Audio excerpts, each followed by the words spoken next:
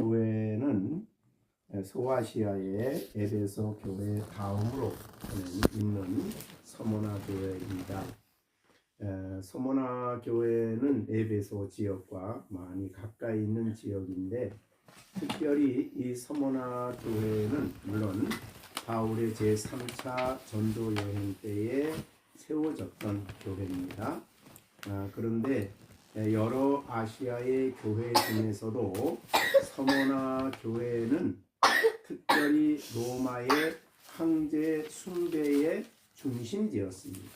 그러니까 소아시아 지역에 있어서 황제 숭배를 위해서 그때마다 황제들을 위하여 큰 신전을 만들고, 그리고 온 도시로 하여금 황제를 신으로 섬기게 하는 이 일에 앞장섰던 지역이 바로 서모나입니다. 굉장히 항구가 있는 도시로서 경제적으로 윤택하고 상업이 발달된 그런 도시가 바로 서모나인데, 그곳에 교회가 세워집니다. 교회가 세워진 것이 이제 바울의 3차 전도 여행 때에 우리가 사도행전 19장 10절에 있는 대로 9회 동안 이같이 하니, 그러니까 제자 훈련을 하니 아시아에 사는 자는 유대인이나 헬라인이나 다 주의 말씀을 듣더라 한 걸 보면, 바울이 에베소 선교 여행에 선교함에 있어서 주위의 아시아 지역에 있는 이런 교회들에게 특별히 교회가 세워졌음을 볼 수 있습니다. 그러니까 황제 숭배를 거역하는 그리스도인들에게 핍박이 온 거죠. 왜냐하면 그리스도인들은 당시에 이제 로마 황제는 신이다 그랬으니까 로드죠, 신. 그런데 그리스도인들은 하나님 외에는 신이 없다 그러잖아요. 그래서 그리스도인은 예수님을 주요라고 고백을 하고, 만왕의 왕이요 만주의 주요, 오직 그리스도만이 하나님이시고 우리가 섬겨야 할 유일하신 분이라고 믿는데, 황제를 숭배하라고 하니 큰 충돌이 온 겁니다. 그래서 초대교회에 이렇게 박해가 시작이 됐다. 그래서 예수 믿는 사람들을 박해하는 데 가장 앞장섰던 사람이 유대인들입니다. 유대인들은 이제 그 당시에 이 서모나에서 상권을 많이 가지고 있었는데, 이들이 유대인들을 로마 제국에 고발하는 데 앞장섰어요.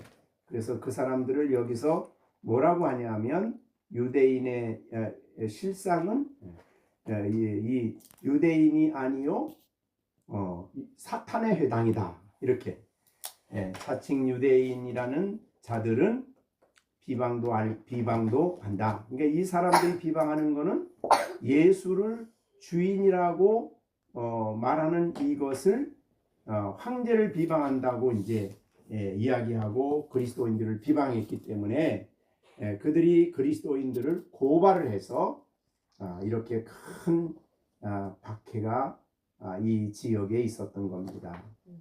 그런데 대개 이 시대에 박해할 때에 유명한 박해를 받은 사람 중에 서모나 교회의 유명한 사람이 폴리갑이라는 사람입니다.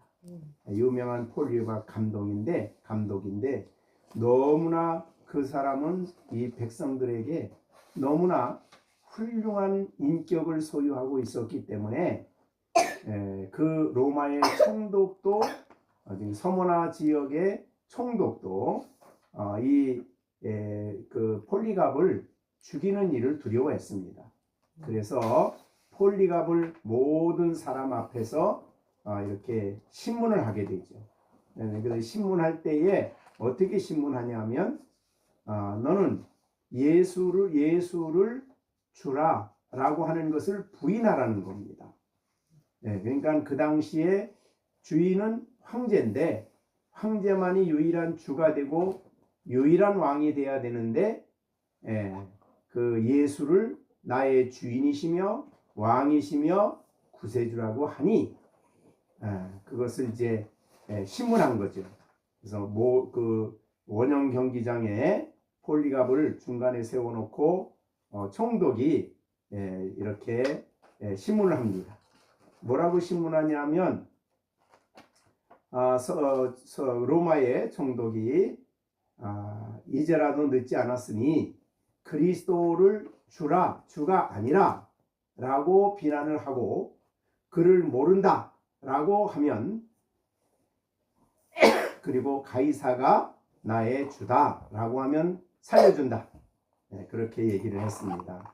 그러자 폴리갑이 내가 68년 그 당시 나이가 이제 그 정도는 모양인데 예수 그리스도를 섬기고 믿어왔는데 그는 나에게 아무런 피해도 주지 아니하셨습니다. 하물며 나의 주인이시며 왕이시며 구세주이신 그분을 어떻게 배반할 수 있습니까? 라고 하니 총독이 분노해서 다시 독촉을 합니다. 그러면서 예수를 주라 하는 것을 부인하라고 다시 독촉을 할 때에 폴리갑은 더 이상 나에게 헛수고하지 마십시오.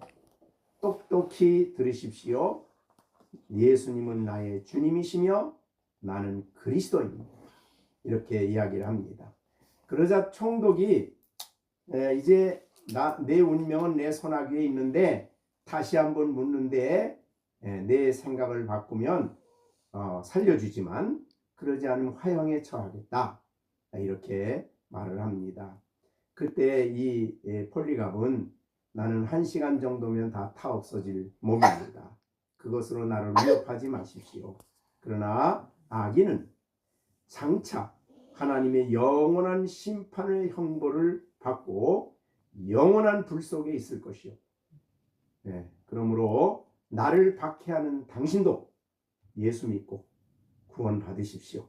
이렇게 말하고 결국은 장작더미에 화형으로 처해서 죽임을 당했습니다. 유명한 폴리갑의 순교죠. 그 당시에 이 폴리갑과 함께 여러 명이 같이 순교를 했습니다. 초대교회의 모습이죠. 자, 이런 교회를 염두에 두시고 예수님이 이제 8절에 자기가 누구인가를 서머나 교회의 성도들에게 이야기하십니다. 뭐라고 그러냐면 처음이며 마지막이고 죽었다가 살아나시니가 이르시되라고 예수님이 자신을 서머나 교회 성도들에게 이야기를 합니다. 처음이요 마지막이다. 나는 모든 역사의 처음이요 마지막이다. 그리고 나는 고난을 받고 죽었다가 다시 살아나니다. 그러므로 이러한 예수님을 믿는 너희들에게 고난이 있어도 처음과 마지막이 되며 죽었다가 살아난 나를 믿고 영원한 생명을 소유해라 하는 그런 의미로 예수님은 자신을 처음과 마지막이며 죽었다가 살아나신 이로 그들에게 자신을 알리십니다. 그러면서 그들이 고난받을 것을 이야기하시죠. 내가 내 환난과 궁핍을 알거니와. 환난이 있었고 또 하나는 궁핍입니다. 이 상업 도시는 그 당시에 이제 로마 시대에는 도시마다 어떤 상업인들이 모여서 상업 조합을 만들었습니다. 그런데 예수 믿는다, 세례받고 그리스도인이 됐다 그러면 상업을 하는 그 조합에서 빼버립니다. 그러면 더 이상 장사를 못하지. 그리고 그런 어려움 속에서 정말 말할 수 없는 궁핍함이 그들에게 찾아온 겁니다. 그러자 예수님은 그들에게 말합니다. 9절에 환난이 있고 궁핍이 있지만은 실상은 너희는 부유한 자다. 영적으로 부유한 자며 영원한 하나님 나라의 부요함을 얻게 될 자들이다 라는 말을 한 것이죠. 그래서 겉으로 육신적으로는 환난이 있고 궁핍할 수 있지만 그러나 하나님을 믿는 영원한 하나님 나라의 그 풍성함과 부요함을 아는 성도임을 주님이 말씀하시는 거죠. 마태복음 5장 10절부터 12절에도 박해 문제에 대해서 이렇게 말씀을 하셨습니다. 의를 위하여 박해받는 자는 복이 있다. 박해받는 자는 진노를 받는 거다. 그러지 않고 복이 있다. 왜냐하면 천국이 그들의 것이다. 부요한 자들이죠. 나로 말미암아 너희를 욕하고 박해하고 거짓으로 너희를 거슬러 모든 악한 말을 할 때에 너희에게 복이 있다. 이런 어려움이 있을 때 예수의 이름 때문에 어려움 당하면 복이 있다. 기뻐하고 즐거워하라. 왜냐하면 하늘에서 너의 상이 크다. 너의 상이 크다. 그래서 부요한 자들. 너희가 전에 있던 선지자들도 이같이 박해하였느니라 라고 말씀을 하십니다.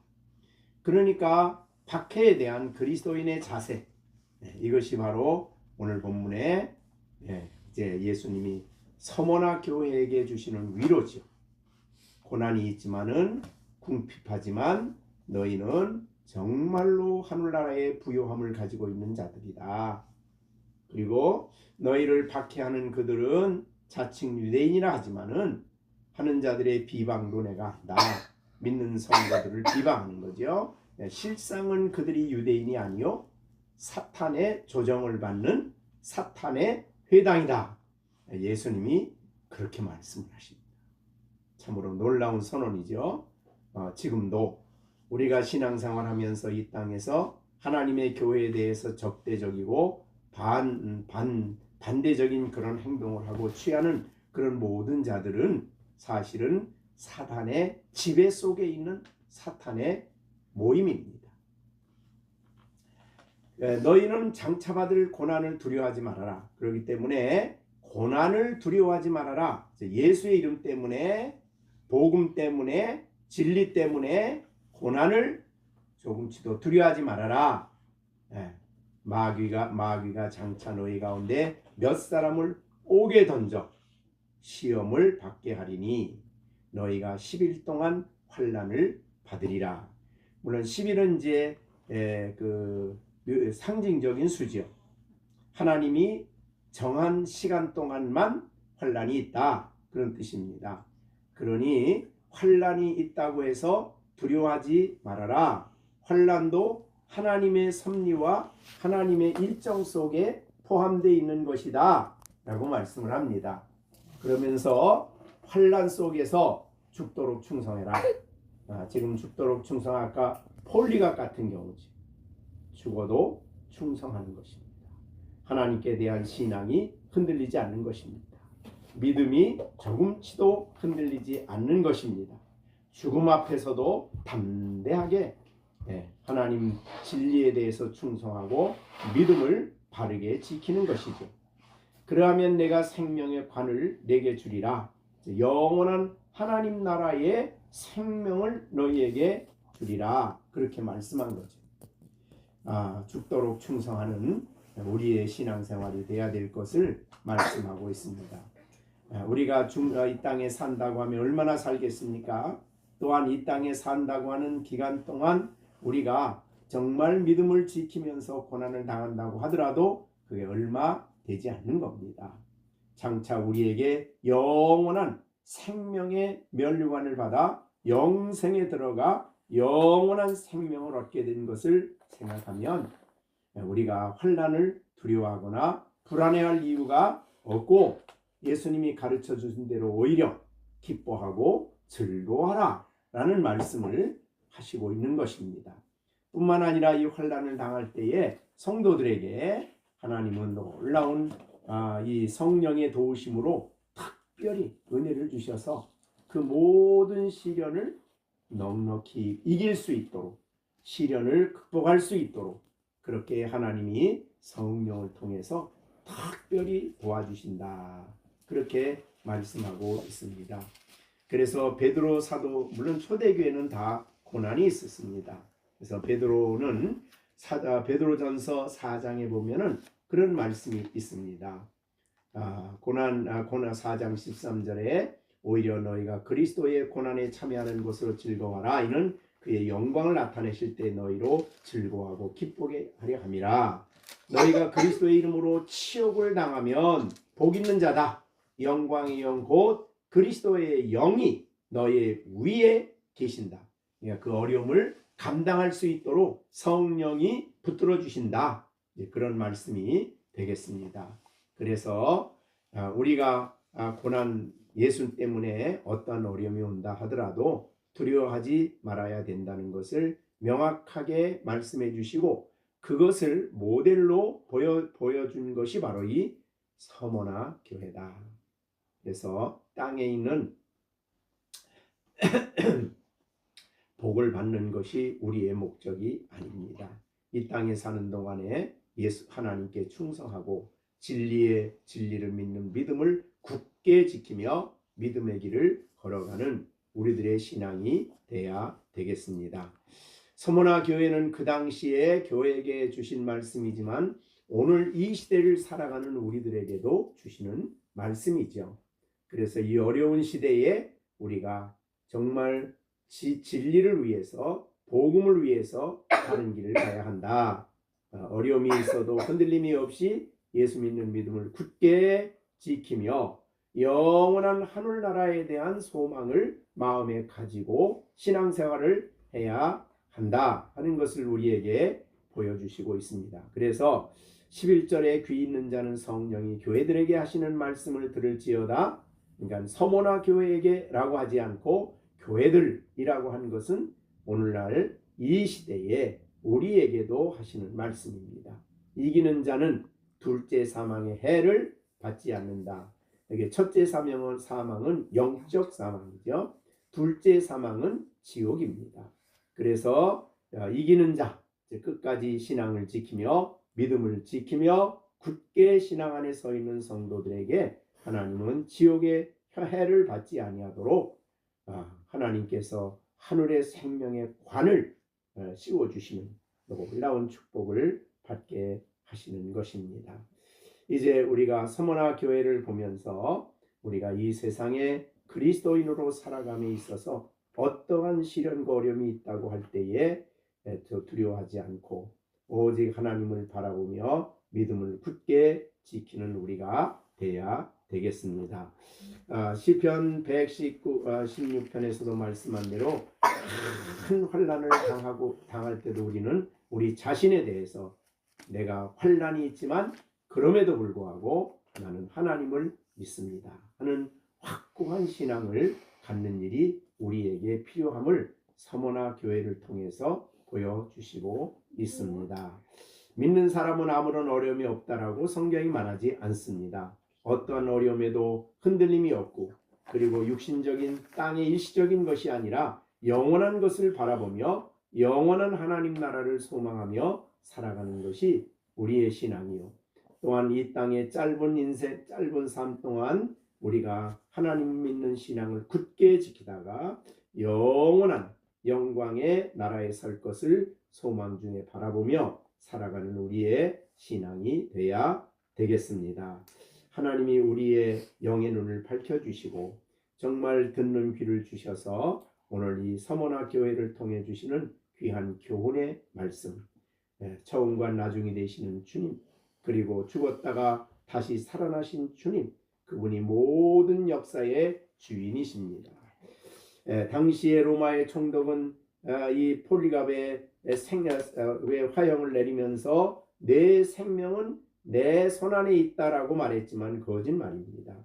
하나님의 백성의 생명은 전적으로 처음과 나중이 되시는 주님의 주권에 속하여 있고 우리가 이 땅에 사는 동안에 정말 죽었다가 다시 살아나신 예수 그리스도를 바라보며 날마다 신앙의 좀 주님을 본받아 믿음의 길, 순종의 길, 진리에 충성하는 믿음의 길을 걸어가는 우리 모두가 돼야 되겠습니다. 이 땅의 삶이 얼마인지 우리는 알 수 없습니다. 이 땅의 삶이 끝나면 저주도 아니고 죽음이 결코 저주도 아닙니다. 영광스러운 그 나라의 생명의 면류관을 쓰는 그 축복이야말로 우리의 참된 소망입니다. 하늘의 놀라운 소망을 마음속에 우리가 간직하고 신앙의 길을 걸어가는 우리 모두가 되어야 될 줄로 믿습니다. 기도하겠습니다. 은혜로우신 아버지 하나님, 하나님은 처음과 나중이 되셔서 처음과 마지막이 되셔서 역사의 주인이요 또 우리의 생명의 처음과 나중이 되시는 분이십니다. 한 사람의 생명이 이 땅에 왔다 가는 것도 사람이 주장하는 것이 아니라 처음과 나중이 되시는 주님의 주권에 속했음을 알리워 주셨습니다. 또한 우리가 이 땅에 고난의 길을 이 땅에 오셔서 고난의 길을 가시고 고통을 겪으셨던 예수님, 말할 수 없는 고통 속에 십자가의 죽음으로 죽으셨지만 하나님이 그를 다시 살리시고 3일 만에 부활하여 영원한 영광의 나라 하나님과 함께 거하는 영광을 누리는 영원한 영광에 들어가신 예수님을 우리에게 알리워 주심으로 우리가 이 땅에 살아가는 동안이 잠깐이요 또한 그 잠깐의 시간이 끝나면 하나님이 예비하신 영원한 나라에서 예수님의 영광을 대면하며 주와 함께 주님을 만나는 이 축복이 우리에게 약속되어 있는 줄로 믿습니다.